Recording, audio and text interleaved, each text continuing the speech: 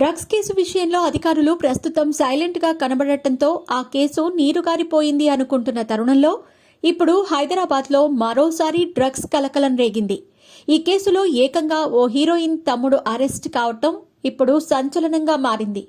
టాలీవుడ్ నుంచి బాలీవుడ్ వరకు అందరూ ఈ డ్రగ్స్ కేసులో బాధితులే.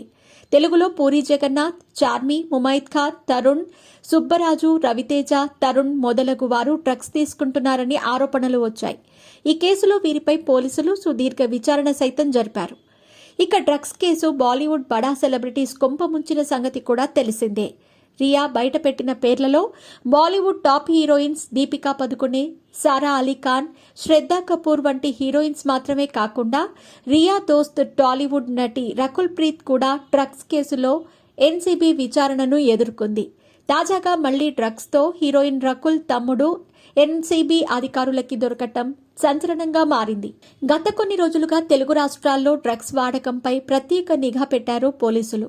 ఎన్ని చర్యలు తీసుకుంటున్నా డ్రగ్స్, గంజాయిని పలు కొత్త దారుల్లో నగరానికి తీసుకొస్తున్నారు. పోలీసుల కళ్లు గప్పి యువతకు, వ్యాపారస్తులకు డ్రగ్స్ చేరవేస్తున్నారు. తాజాగా సైబరాబాద్లో పోలీసులు చేపట్టిన తనిఖీల్లో భారీగా డ్రగ్స్ పట్టుకున్నారు.